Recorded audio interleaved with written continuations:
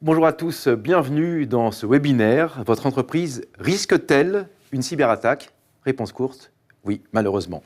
Mais quel piège utiliseront les pirates? Combien ça risque de vous coûter? Et surtout, comment déjouer ces menaces? Comment assurer la pérennité de votre activité?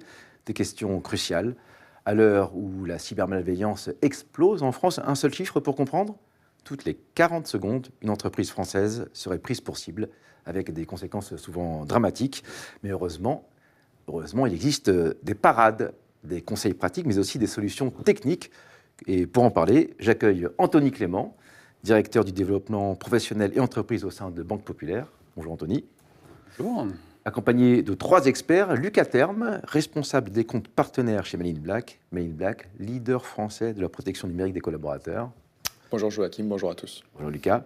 Thomas Sicoli, directeur commercial de Turbo, leader français des logiciels de communication française. Que des leaders aujourd'hui. Bonjour à tous. Et Hervé Perron, vous êtes expert en assurance cyber au sein de WTW, courtier en assurance. Bonjour Joachim, bonjour à tous. Bonjour. Nous allons donc faire ensemble l'état des lieux, des enjeux, des menaces, avant d'aborder une partie solutions et conseils. Vous avez des questions? N'hésitez pas vraiment à les poser via l'onglet dédié et nous vous répondrons tout à l'heure en fin de webinaire. Mais la première question, elle est pour vous, Anthony, tout simplement. Pourquoi organiser ce webinaire aujourd'hui? Écoutez, nous organisons ce webinaire tout simplement parce que la cybersécurité est une préoccupation extrêmement forte de nos clients chefs d'entreprise.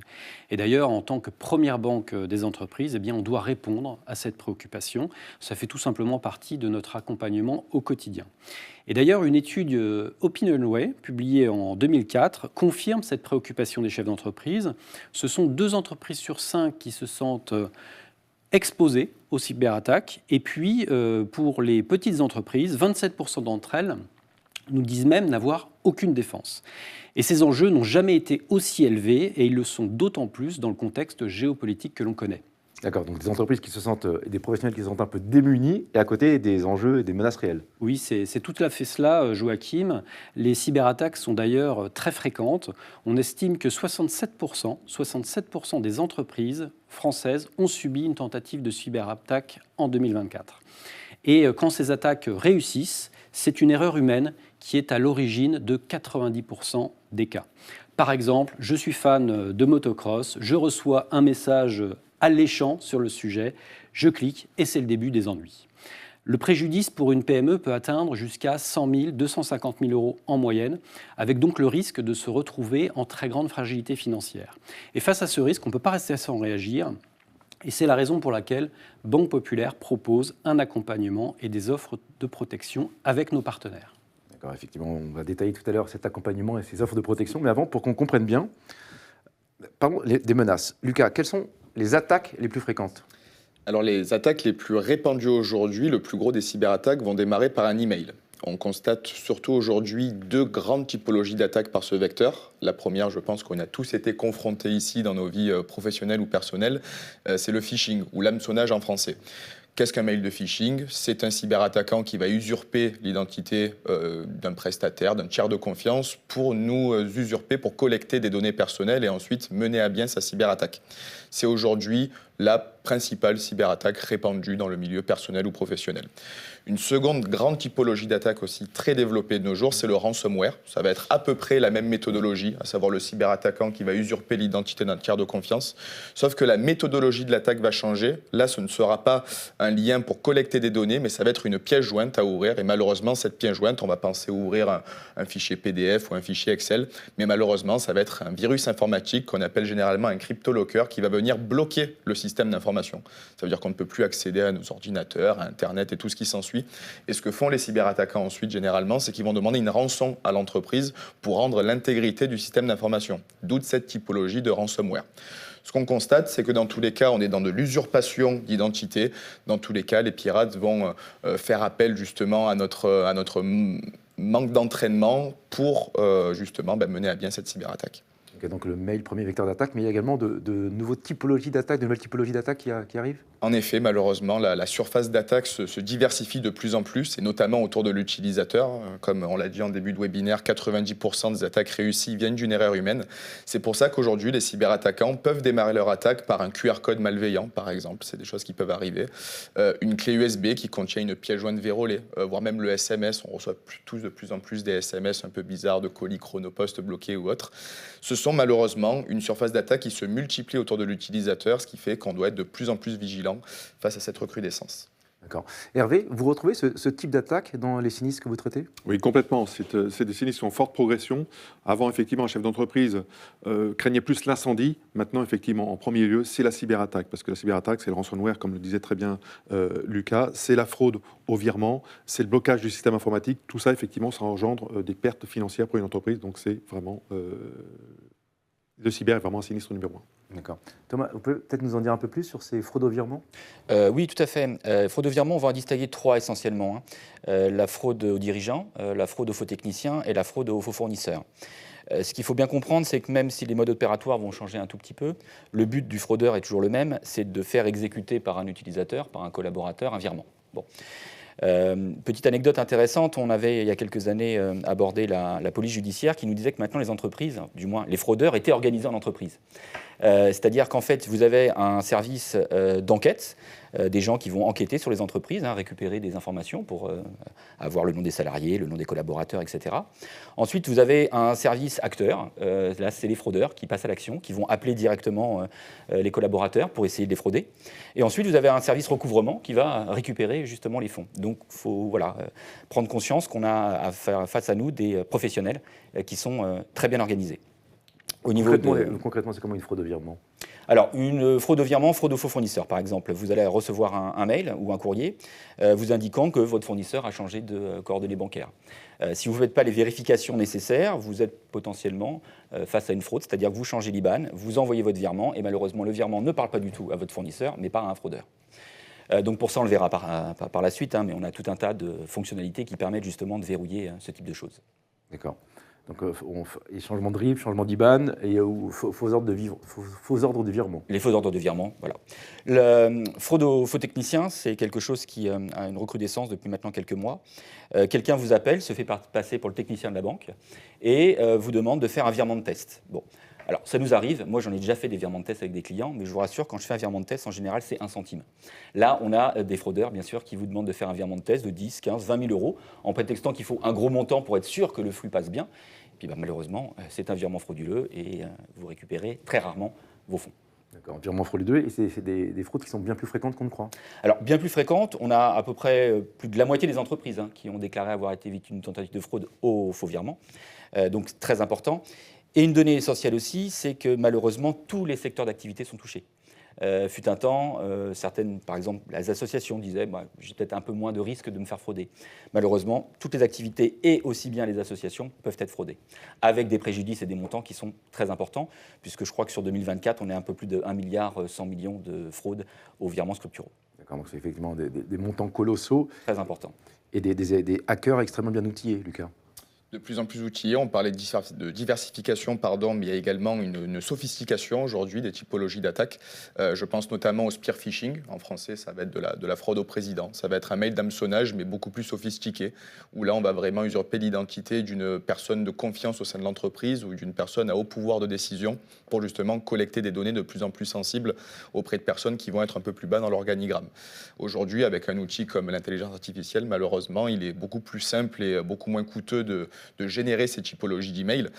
Nous, par exemple, de notre côté Mail in Black, en 2024, on a constaté une augmentation de cette typologie d'attaque de près de 231% entre 2023 et 2024 sur cette typologie d'emails bloqués. Pour preuve que malheureusement, les cyberattaquants ont de plus en plus d'outils pour pirater notre esprit. Vous disiez, Thomas, tout à l'heure que tous les secteurs sont sous-touchés, mais je crois que les hackers ciblent particulièrement les TPE et les PME, c'est ça? C'est exactement ça. On a tendance à penser dans l'imaginaire collectif que ce sont seulement les grosses structures qui sont cyberattaquées, parce que c'est ce qui fait globalement la une des journaux, la une des médias. Mais il s'avère que 63% des entreprises qui ont subi une tentative d'attaque en France en 2024 étaient une TPE ou une PME. Donc le plus gros des entreprises attaquées sont malheureusement les structures les plus petites. Nous, par exemple, côté Mail in Black, il s'avère que sur la volumétrie d'emails malveillants qu'on va bloquer, on va bloquer près de 3% de mails malveillants auprès d'une TPE contre seulement 1,5% de mails malveillants auprès d'une grosse entreprise. Pour diverses raisons qu'on va détailler, mais c'est notamment un manque de budget et surtout les populations de collaborateurs auprès de ces structures sont beaucoup moins bien sensibilisées et entraînées à déjouer justement ces cyberattaques. Anthony, un mot sur cette vulnérabilité spécifique des TPE et des PME ? Oui, bien sûr. Il y a plusieurs facteurs défavorables aux TPE et PME qui vont se cumuler. Tout d'abord, un manque de moyens financiers. Une petite entreprise ne peut pas se permettre d'avoir un responsable de sécurité informatique à temps plein. Ensuite, un manque de sensibilisation des salariés, ça a été évoqué à l'instant, et on a une statistique à ce sujet, ce sont 63% des salariés français qui ne sont pas formés à la cybersécurité, avec un taux qui monte même à 75% pour les TPE. Et puis, surtout, un dirigeant de TPE, de PME, et sur tous les fronts. Il va d'abord s'occuper de l'activité cœur de son entreprise et il n'a pas nécessairement le temps, les compétences ou les ressources pour s'intéresser à la cybersécurité. D'accord. Alors que le problème, on l'a vu, est crucial. Lucas, est-ce qu'il y a des secteurs qui sont plus visés que d'autres ? En effet, encore une fois, sur notre baromètre cyber 2024, donc sur la volumétrie de mails bloqués sur l'ensemble de nos clients côté Mail in Black l'année dernière, on a vu surtout et constaté une augmentation de plus de 200% de la volumétrie d'attaques constatées sur les secteurs de la santé et le secteur public. Pourquoi ? C'est des raisons qu'on va détailler ensuite de webinaire, mais ce sont des secteurs particulièrement touchés. Au-delà, on va avoir des secteurs notamment comme l'emploi, l'industrie aussi. Malheureusement, ce sont les secteurs d'activité où les données vont être le plus sensibles que les cyberattaquants vont chercher de plus en plus à attaquer. D'accord. Pourquoi ces secteurs spécifiquement, Hervé ? Alors oui, le secteur de la santé, le secteur des notaires aussi, les cabinets notaires, les entreprises de transport aujourd'hui sont des cibles parce qu'elles génèrent effectivement énormément de données sensibles. On a évoqué tout à l'heure les associations, mais effectivement les associations et les fondations sont vraiment aujourd'hui dans le cœur du système des hackers. Et c'est ces entreprises qui n'ont pas forcément prêtes à arrêter leur activité. J'ai un exemple concret pour un peu illustrer mes propos, c'est qu'effectivement au sein de WTW, on a géré un sinistre d'une entreprise de travail temporaire, une assez grosse entreprise, qui a été effectivement piratée. Intrusion dans ce système informatique, arrêt de l'activité, perte de données, perte d'exploitation. On est intervenu sur toutes les lignes, effectivement ça a coûté pas loin de 600 000 €. Donc sans l'assurance cyber, je pense que l'entreprise, je le redis, était en très grande difficulté. D'accord. Donc ça concerne toutes les entreprises, notamment celles qui utilisent ou stockent des données sensibles et qui ne peuvent pas se permettre d'interrompre leur activité. Ça fait quand même beaucoup de monde. Exactement. En France. Exactement. Merci messieurs pour ce tableau complet des menaces. On va s'intéresser maintenant aux moyens de défense, car heureusement ils existent. Mais avant de détailler les solutions techniques, j'aimerais que l'on parle de nous, les hommes et les femmes derrière l'écran. Car Lucas, la première clé, c'est la formation, la sensibilisation des collaborateurs. Encore une fois, oui. Encore une fois, 90% de la problématique est souvent humaine. Comme on aime dire dans la cyber, le problème est souvent entre le clavier et la chaise. Mais il ne faut pas seulement former la population de collaborateurs, on va dire, qui est plutôt en bas de l'organigramme, mais l'ensemble de la structure. Aujourd'hui, même le dirigeant doit s'allouer à lui-même, doit mettre en place des process pour se sensibiliser, s'entraîner, se former, parce que les dirigeants sont malheureusement une cible privilégiée aujourd'hui des cyberattaquants. Ils ont tendance à penser qu'eux ne seront pas attaqués, mais on connaît des typologies d'attaques qui vont cibler aujourd'hui non pas la porte d'entrée de la structure comme la secrétaire, mais directement le directeur financier, le directeur général ou autre. Donc déjà, le premier point va être de sensibiliser le dirigeant. Encore une fois, pour preuve, sur nos outils de sensibilisation qu'on propose côté Mail in Black, il s'avère que 18% des dirigeants d'entreprise tombent dans le panneau sur des fausses cyberattaques qu'on peut leur envoyer. Donc pour preuve qu'il y a aussi un manque aussi de formation et de sensibilisation sur cette population. Et il y a un devoir d'exemplarité. Donc le dirigeant se forme, se sensibilise et va répandre ses bonnes pratiques et la bonne parole sur le reste de son organisation. Donc deux populations, les dirigeants et les collaborateurs, c'est ça ? C'est bien ça. Et nous, côté collaborateurs, justement, comment fait-on pour être vigilant concrètement ? Je reçois un email, qu'est-ce que je dois regarder ? Qu'est-ce que je dois regarder ? Le premier point d'alerte à regarder, c'est l'adresse email expéditrice. Qui nous envoie l'email ? Généralement, les pirates vont utiliser un petit peu l'effet d'urgence pour nous avoir. Donc, par exemple, regardez derrière l'arrobase. Je prends un exemple, je reçois un mail de Microsoft. Regardez que le O n'ait pas été remplacé par un 0. On a tendance à ne pas le voir à l'œil nu, mais ça prouve que c'est un nom de domaine usurpé et qu'on a potentiellement affaire à un mail malveillant. D'autres points d'alerte à avoir également, la mise en page de l'email. Je parle de la sémantique, de la mise en page, de l'orthographe. Même l'écart entre les lignes peut parfois nous mettre la puce à l'oreille. Si on voit qu'il y a quelque chose qui cloche au niveau de la mise en page, il vaut mieux rien faire parce qu'on a potentiellement affaire justement à un mail qui a été généré par de l'IA par exemple. Et dernier point, regardez la provenance des liens et des pièces jointes présentes dans les emails. Par exemple, un lien présent dans le mail, on peut mettre absolument ce qu'on veut et modifier ce lien en question. Il suffit de passer la souris sur le lien pour voir le véritable lien brut s'afficher en bas. Et si on voit que ça amène vers une page ou un nom de domaine un petit peu suspect, à ce moment-là, il ne faut rien faire. Et dans l'idéal, signaler l'email aux personnes qui dirigent la politique de sécurité au sein de l'organisation. D'accord, donc à chacun d'entre nous d'être vigilant. Thomas, qu'est-ce que vous conseillez, vous, pour faire face aux fraudeurs ? Alors, quelques exercices qui marchent bien, qu'on a pu voir avec nos clients. Le premier, c'est faire déjà un audit de sécurité de ces systèmes d'information. Donc, vous faites appel à une entreprise. Alors, il y a des sites étatiques qui donnent des adresses, parce qu'il ne faut pas non plus faire appel à n'importe qui. Mais il y a des entreprises qui sont spécialisées dans le domaine, qui viennent chez vous et qui repèrent éventuellement si vous avez des failles cyber dans votre système d'information ou dans votre système informatique. Ensuite, et ça on le fait aussi au niveau de la Banque Populaire avec les experts et avec les entreprises, c'est un travail de réflexion sur un audit de sécurité sur la direction financière. Pourquoi la direction financière ? Puisque c'est les collaborateurs qui vont avoir accès à des logiciels qui potentiellement peuvent faire des virements. Donc il faut bien sensibiliser premièrement ces collaborateurs-là et vérifier avec eux si les procédures sont bien efficientes. Ensuite, de mettre en place une charte informatique. Alors ça peut paraître un peu trivial, mais quelque part, ça a deux avantages. Le premier, c'est que ça sensibilise le collaborateur et ça lui donne en fait une perspective de comment il doit utiliser l'informatique dans un milieu professionnel, qui est complètement différent que dans l'utilisation qu'on a à la maison, par exemple. Et ensuite, ça le sensibilise et ça lui donne un vernis sur comment utiliser son matériel dans le professionnel. Dernier point important qui marche très bien et qu'on fait souvent en banque, c'est les tests d'intrusion. Faites un test d'intrusion auprès de vos collaborateurs et voyez leur réaction. S'ils ne réagissent pas bien, ça leur servira pour la suite. D'accord, ça servira de leçon. Exactement. Vous recommandez aussi, je crois, une checklist, c'est ça ? Oui, plusieurs points qu'on doit avoir en tête. Donc on en a parlé depuis le départ, mais suis-je prudent sur les emails que je reçois ? Je pense que ça passe par là essentiellement. Ne surtout pas cliquer sur une pièce jointe. On en parlait ensemble tout à l'heure. Le fait de juste cliquer sur une pièce jointe permet au virus directement d'aller s'installer sur votre ordinateur. Il ne faut pas 2-3 heures pour que le virus s'installe, c'est vraiment immédiat. Ensuite, est-ce que vous avez une vérification en cas de changement d'IBAN ? On en a parlé tout à l'heure dans la fraude aux faux fournisseurs, mais c'est impératif d'avoir un contre-appel auprès de ses fournisseurs, ne pas changer un IBAN et ne pas faire son virement tout de suite. Est-ce que je sauvegarde régulièrement mes bases de données ? Là aussi, ça peut paraître un peu simple, mais c'est important parce que si on est face à un ransomware ou si on est face à alors que c'est un bloc, j'ai plus le nom exact un cryptolocker, merci. Si on est face à un cryptolocker, j'ai plus accès à mon ordinateur, qu'est-ce que je fais ? Si j'ai sauvegardé mes bases de données, ça me permet d'avoir une continuité d'activité. Et puis le dernier que je recommande souvent aux clients, parce que malheureusement on a eu des fraudes par ce biais-là, c'est de toujours retirer, vous savez, la clé USB qui vous sert à signer vos flux, toujours la retirer du port USB quand vous quittez votre poste de travail. Car si vous avez un logiciel espion dans votre ordinateur et que vous quittez votre poste de travail, potentiellement, avec la clé, une personne peut venir signer un flux à votre insu. D'accord, et même en votre absence, d'accord. Tout à fait. D'une manière générale, il faut aussi se méfier de l'urgence, c'est ça ? Oui, alors ça doit toujours mettre la puce à l'oreille, c'est ce que je dis souvent. Le caractère urgent, c'est jamais bon signe, parce que les fraudeurs vont beaucoup en jouer. Donc mieux vaut attendre, peut-être même 24 heures avant de faire un virement, plutôt que de faire le virement un peu dans la panique et que ça soit, du moins que ça s'avère être un virement frauduleux.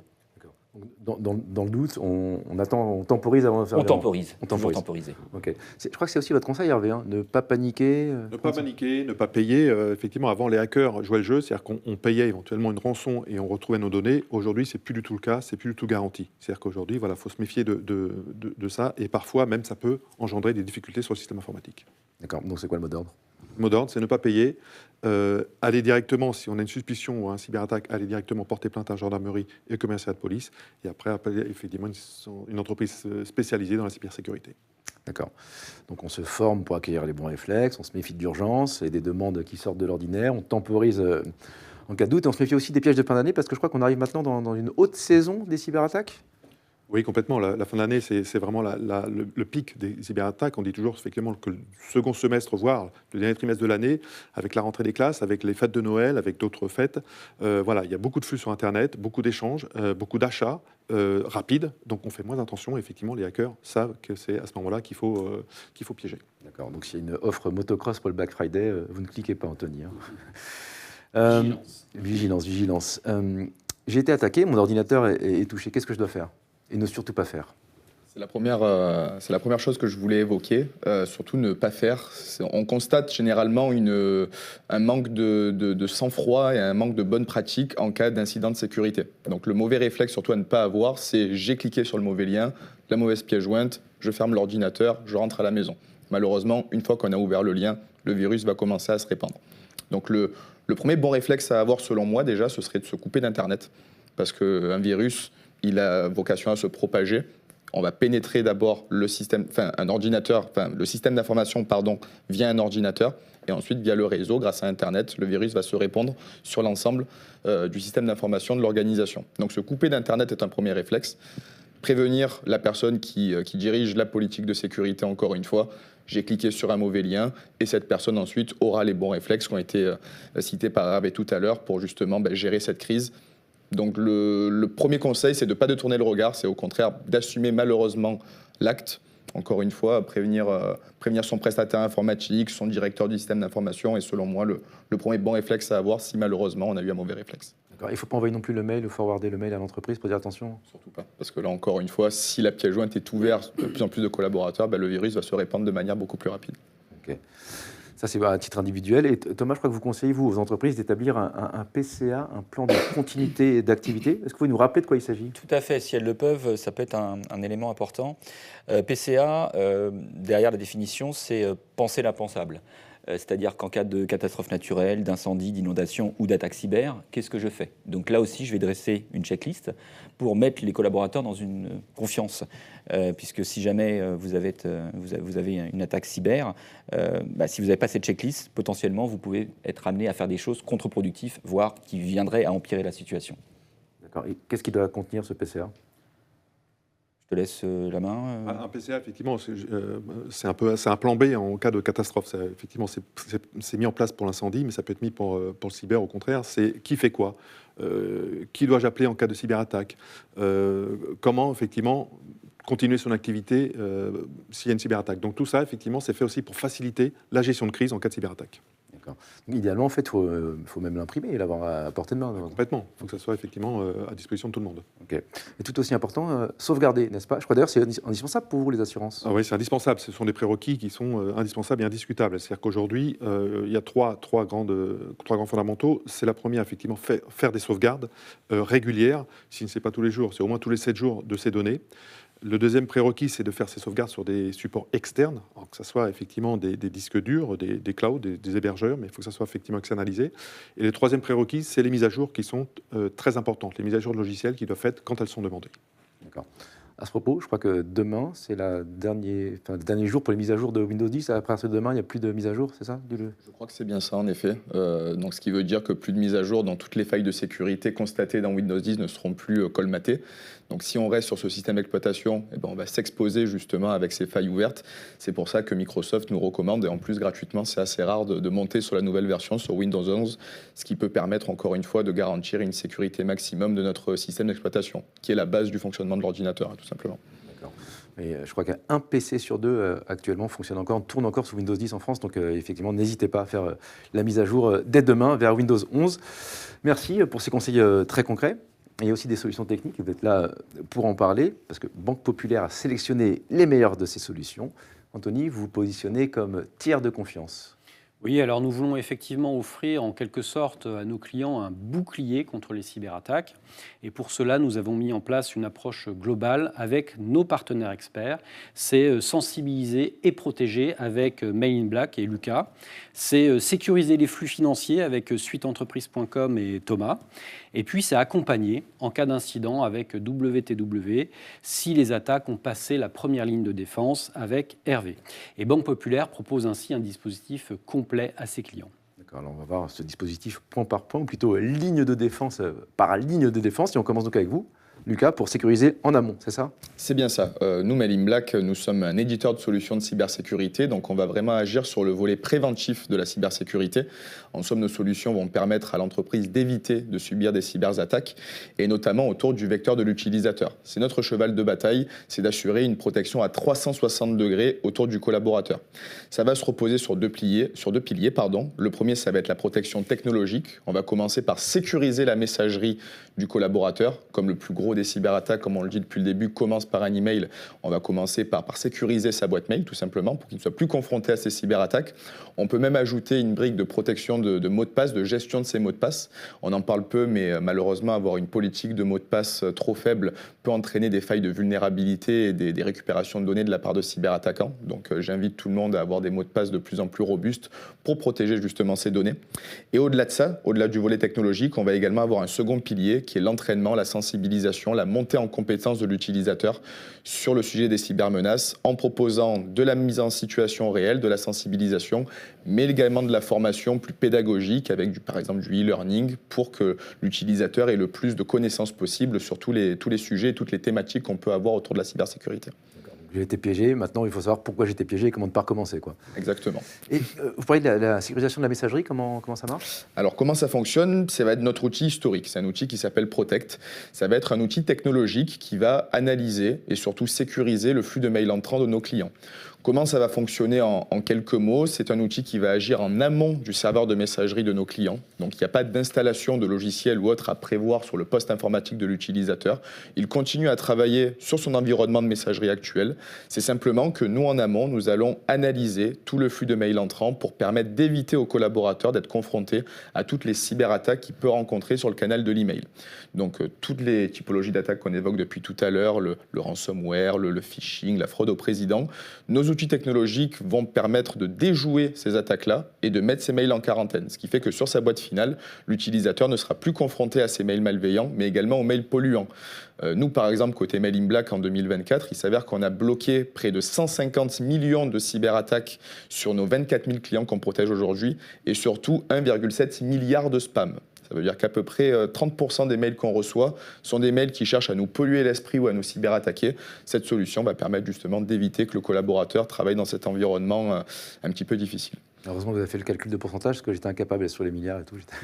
C'était un peu des chiffres trop élevés. Je connais mon propos. On a bien pris l'intérêt de la sensibilisation. Mais Anthony, comment est-ce qu'on peut faire si on n'a pas de budget formation?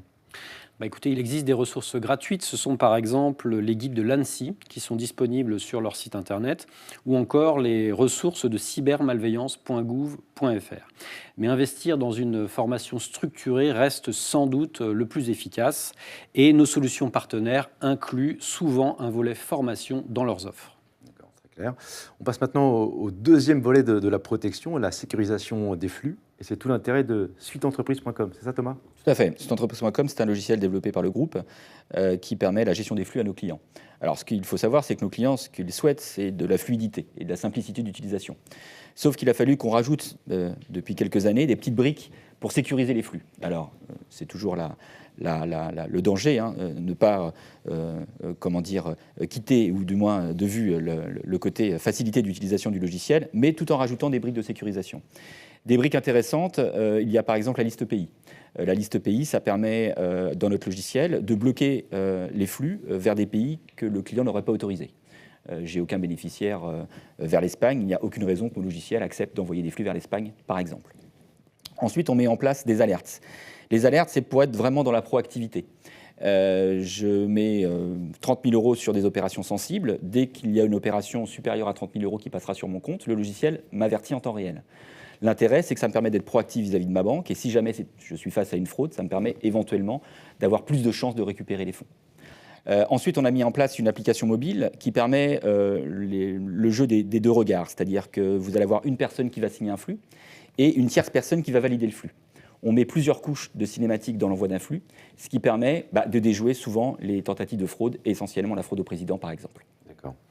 Donc c'est des paramètres, des autorisations à bien paramétrer. À bien paramétrer, mais une fois qu'elles sont paramétrées, très efficientes sur la gestion de la sécurisation derrière. D'accord. Pouvez-vous nous donner un exemple de comment ça a pu sauver une ou plusieurs entreprises? Oui, alors il y a quelques mois, on a eu un client justement qui nous a remerciés. Dans notre logiciel, ce qu'il faut bien comprendre, c'est que lorsque vous allez récupérer un virement de fournisseur, par exemple, on va scanner tous les IBAN de ce virement et on est en capacité de détecter s'il y a un nouvel IBAN qui apparaît.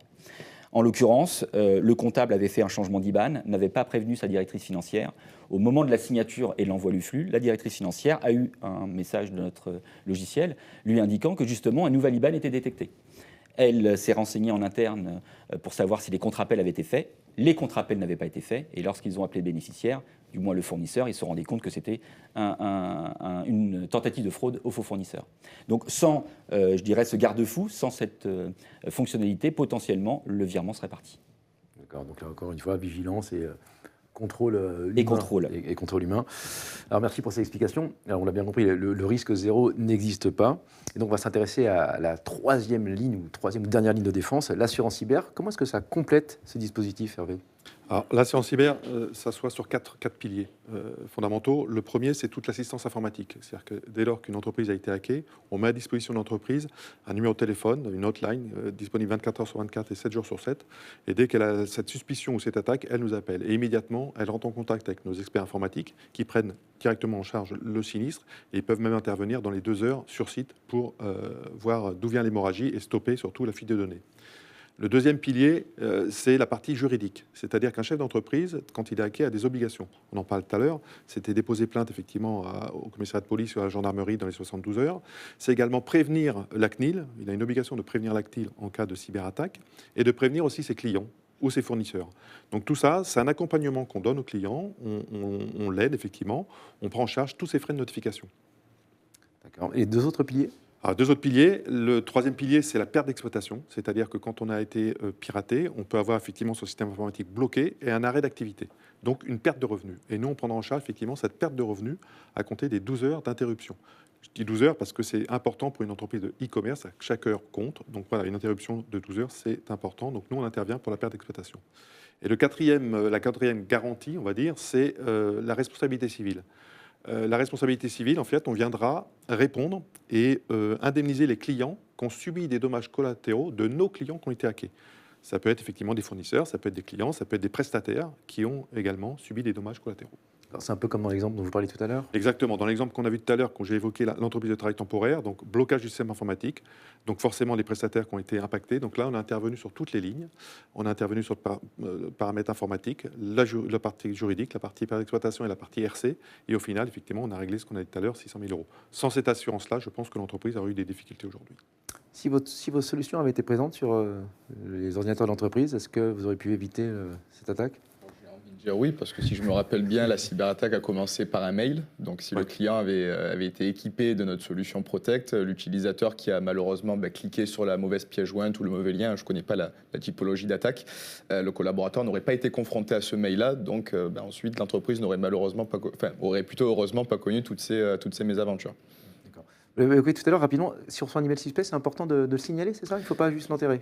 Exactement, c'est mieux de le signaler, parce que généralement, quand un collaborateur dans l'entreprise est attaqué, on sait que d'autres collaborateurs vont subir aussi des tentatives d'attaque. C'est que l'entreprise a été ciblée par un groupe de cyberattaquants.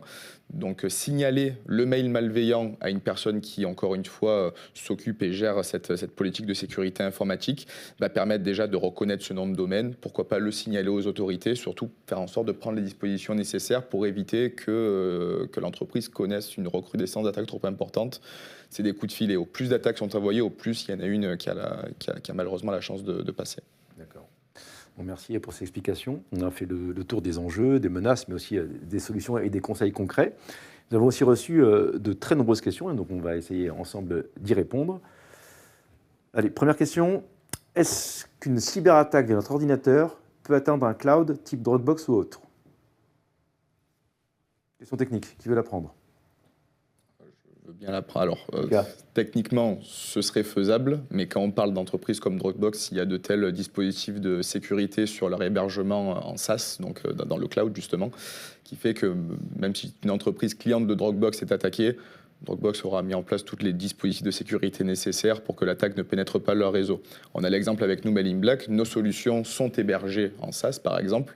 Donc, si un de nos clients est attaqué, et là, je le dis, aucun de nos clients n'a subi de cyberattaque par le vecteur de l'email, donc c'est une preuve, nos systèmes d'information, nos serveurs sont protégés par les dispositifs de sécurité qu'on a mis en place. D'accord. Faut-il être prudent sur les demandes de RIB pour les paiements de nos clients connus quand ils changent de banque? Oui, c'est un peu ce qu'on a dit tout à l'heure. C'est justement la crainte à avoir. Un fournisseur vous dit qu'il change de banque. Il peut changer de banque, il a le droit de changer de banque, mais est-ce que c'est vraiment le fournisseur qui est en train de vous demander ou est-ce que ce n'est pas un fraudeur? Donc contre-appel systématique, vérification éventuellement de l'IBAN par SEPA Mail Diamond ou par la VOB demain. Enfin voilà, il y a des fonctionnalités et il y a des services qu'on vous propose pour vous assurer de la véracité des informations que vous avez sous les yeux. D'accord, très clair. Une autre question pour vous, j'imagine, Thomas. Quel est le risque de transformer son RIB ou ses docs d'identité par mail? Et sinon, si c'est risqué, est-ce qu'il y a un autre moyen plus sécurisé? Alors, il y a un moyen plus sécurisé. La Banque Populaire propose l'IBAN virtuel. C'est un IBAN un peu comme une e-carte. Vous ne laissez pas vos coordonnées bancaires réellement sur Internet. C'est un faux IBAN. Il peut y avoir un risque de fraude au prélèvement, c'est-à-dire que quelqu'un usurpe votre IBAN et va commencer à faire des prélèvements. Alors de petits montants, bien sûr, parce que si vous avez un prélèvement de 1000, 2000 euros sur votre compte, je pense que vous allez, enfin en tout cas autour de cette table, je pense qu'on remarquera. Mais si vous avez des micro-prélèvements de quelques centimes, voire 1 euro, sur plein de débiteurs, sur plusieurs mois, forcément, ça fait une somme plutôt importante à la fin. Oui, parce qu'en fait, les hackers lancent d'immenses filets Exactement. Qui mordent à l'hameçon. Et donc, je vais prélever 1 euro, 10 000 personnes tous les mois. Vous calculez, ça fait... Ça, j'arrive à le calculer. Au bout de quelques mois, c'est plus facile que l'exemple de Lucas tout à l'heure. Donc oui, ne pas envoyer ou ne pas faire circuler ces IBAN sur Internet. Je prends le point à titre personnel. Est-ce que l'utilisation du service Mail in Black bloque totalement les attaques par mail?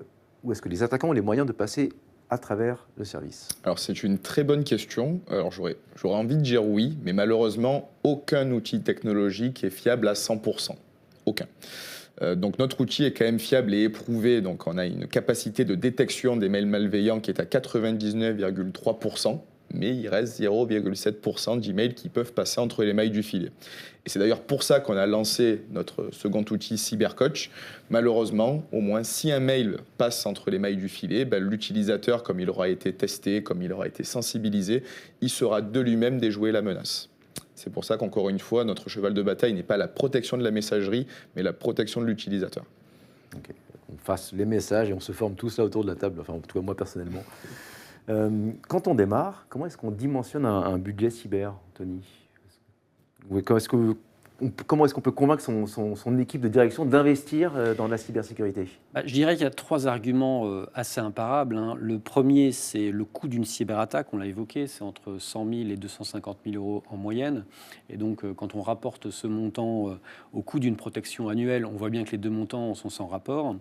Le deuxième élément, c'est le risque que l'entreprise se retrouve en situation de très grande fragilité financière, avec à terme même une question sur la pérennité de l'activité de l'entreprise. Et puis, j'allais dire peut-être le plus important, vos clients vous font confiance en vous confiant leurs données, et il est de votre responsabilité de chef d'entreprise que de les protéger. D'accord. D'ailleurs, est-ce que vous couvrez aussi les clients de vos clients? Oui, bien sûr. Au titre de la responsabilité civile, on couvre effectivement les réclamations de tiers qui auraient subi les dommages collatéraux suite à une cyberattaque. D'accord. Est-ce qu'un virus peut s'installer sur le téléphone? Oui. Oui. D'accord. Prudence aussi. Donc, non, mais en plus, d'autant plus, maintenant, en fait, on surfe tous. Mais le téléphone est un terminal comme un ordinateur, comme une tablette. Aujourd'hui, même une télé connectée peut avoir un virus, par exemple. C'est possible. D'accord. Est-ce que c'est dangereux, quand même, de sauvegarder sur les clouds publics, Azure, AWS, etc.? C'est une question que c'est difficile d'y répondre, très franchement. C'est difficile on a quelques jokers. Mais j'aurais plutôt tendance à dire oui, parce que ce sont aujourd'hui, quand on parle d'Azure, on parle de Microsoft, on parle quand même du leader mondial de la gestion informatique dans sa globalité. Niveau sécurité, ils sont quand même extrêmement robustes. D'accord, ils font les efforts. Oui. Il faut se méfier sur la partie RGPD par contre. Oui, parce qu'ils sont soumis à la législation américaine, notamment au Patriot Act. Ça veut dire que le gouvernement américain peut récupérer les données qu'on va stocker justement chez des acteurs comme AWS, comme Microsoft, parce que ce sont des entreprises américaines. Y compris sur pas un simple mail, en fait, même sans les clouds, en fait, c'est juste y compris par les mails. Exactement. Est-ce qu'il existe des PCA ou des checklists toutes faites qu'on peut avoir à portée de main et la personnaliser en fonction de son entreprise? Est-ce qu'il y a des modèles Alors des modèles, je ne sais pas. Je sais que sur le site cybermalveillance.gouv.fr, il y a tout un tas de choses très intéressantes à récupérer sur, par exemple, comment créer une charte informatique. Je ne pense pas qu'ils vont jusqu'au PCA. Maintenant, c'est vrai qu'on ne devrait peut-être pas le dire, mais avec ChatGPT, DeepSeek ou d'autres, on arrive maintenant assez facilement à avoir quand même au moins une base de PCA. Très clair. Quel coût prévoir pour bénéficier de ce bouclier cyber sans budget formation? Que proposez-vous? Comment on fait pour dimensionner globalement? Alors, Il faut prendre en compte, en tant que chef d'entreprise. Nous, par exemple, de notre côté, pour commencer à répondre, après peut-être qu'Hervé pourra répondre sur la partie assurance, mais nous, ça va dépendre de la volumétrie d'utilisateurs à protéger, tout simplement. Donc le coût unitaire annuel de nos solutions va être dégressif selon la population de collaborateurs à protéger. Le prix unitaire, ça n'est pas le même pour une TPE avec 5 utilisateurs ou une ETI plus importante avec 500 utilisateurs, par exemple. L'IA, atout ou menace? Les deux, mon général? C'est un outil. Un outil. Voilà. Ça dépend comment on l'utilise. On peut l'utiliser à des fins positives, comme nous, par exemple. Nos technologies sont alimentées par de l'IA, mais ça peut être aussi à utiliser à des fins négatives, comme je parlais, la sophistication des emails malveillants via IA générative, par exemple. C'est un outil, il faut lui savoir bien l'utiliser surtout. D'accord. Une question qui, vous avez un peu partiellement répondu tout à l'heure, mais question précise. Dans le retail, est-ce qu'il faut distribuer des IBAN virtuels? Dans le retail spécifiquement? Tout dépend de votre activité. Là, pour vraiment creuser la question, je pense qu'il faut éventuellement se rapprocher d'un expert ou de votre interlocuteur à la Banque Populaire. Je n'ai pas connaissance de l'activité réellement du client, mais en tout cas, on a un service d'IBAN virtuel qui est plutôt efficace et efficient. Donc voilà, avec grand plaisir pour en discuter ou pour creuser le sujet. Dans le retail comme dans d'autres secteurs, c'est une possibilité. Tout à fait. Très clair. Autre question, comment la directive, et question technique, ça va être pour vous Lucas, comment la directive NIS2 va changer la donne pour les entreprises cette année? C'est une très bonne question.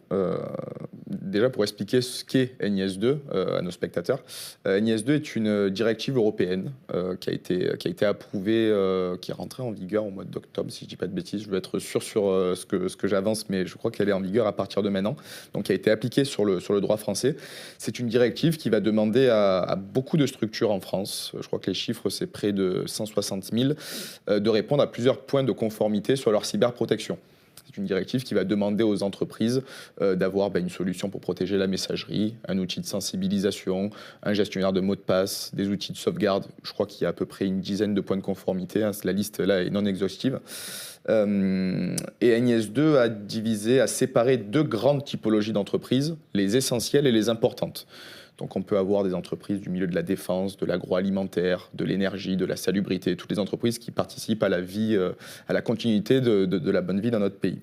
Mais il faut savoir qu'au-delà de ces entreprises, tous les prestataires qui gravitent autour d'eux vont devoir également se mettre en conformité parce qu'il y a justement des échanges d'informations entre les deux systèmes d'information justement.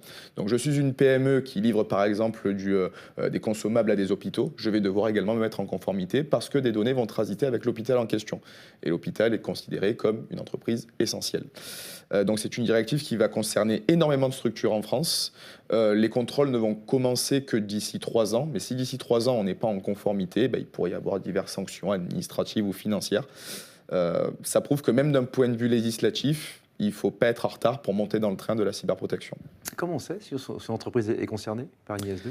On va recevoir déjà du mailing, va avoir des annonces gouvernementales et surtout les prestataires, enfin les entreprises importantes et essentielles vont devoir prévenir leurs prestataires comme quoi la directive est en place pour eux et qu'eux également, s'ils veulent continuer à travailler ensemble, ils vont devoir se mettre en conformité.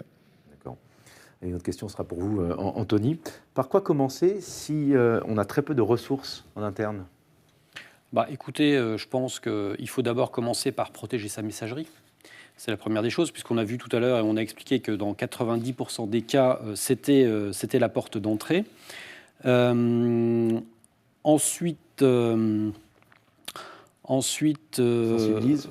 oui, sensibiliser les salariés, hein, et on sait que dans 63% des cas, les salariés français ne sont pas suffisamment formés, ne sont même pas formés à la cybersécurité, une proportion qui peut même monter à 75% dans le cadre des petites entreprises. Et puis, surtout, hein, ce qu'on sait, hein, c'est que, et on l'a dit tout à l'heure, un dirigeant de TPE, PME est sur tous les fronts, et donc il va falloir effectivement que lui-même soit sensibilisé en premier chef. D'autant qu'ensuite, maintenant, toutes nos activités passent forcément par un moment ou un autre, effectivement par le téléphone ou par l'ordinateur, donc on est tous concernés.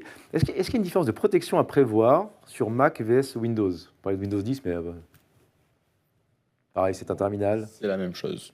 D'accord. C'est un système d'exploitation. Il y a Windows qui est proposé par Microsoft et iOS qui est proposé par Mac. D'accord. Mais écoutez, je crois que ce sera la dernière question. Merci, messieurs, pour ces explications et ces conseils très concrets. Je voulais quand même vous laisser un dernier mot, le mot de la fin, quand même. Allez, Thomas, on commence par vous. Eh bien, écoutez, n'hésitez pas à creuser le sujet avec votre expert et avec votre interlocuteur à la Banque Populaire. Je pense qu'on a la chance, et vous avez la chance, d'avoir une banque qui est très en phase sur ces questions-là. Donc voilà, c'était un premier vernis aujourd'hui, mais je pense qu'il est important de creuser le sujet un peu plus en profondeur avec votre interlocuteur, votre expert Banque Populaire. C'était un peu plus qu'un vernis, Thomas. Plus qu'un vernis, quand même. Un très bon vernis. Lucas, votre dernier mot. Je dirais plutôt quel est, vous l'aurez compris, le dernier mot de Mail in Black. C'est qu'il faut savoir que les collaborateurs sont aujourd'hui votre première ligne de défense. Allouer un budget à la sensibilisation, à l'entraînement, c'est tout aussi important que de mettre en place des outils technologiques.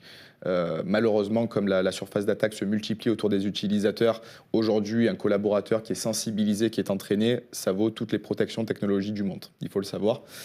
Et surtout, malheureusement, les cyberattaquants comptent sur notre inaction. D'accord. Hervé? Moi, je dirais préparez-vous au quand et non pas au si. Et il faut savoir aussi que l'offre cyber de WW n'est pas simplement un contrat d'assurance, c'est surtout un accompagnement complet pour gérer toute la crise. Et le mot en fait, que je dirais, c'est en fait la protection et la prévention plus la partie assurance. Je pense que là, on a le combo gagnant pour les entreprises.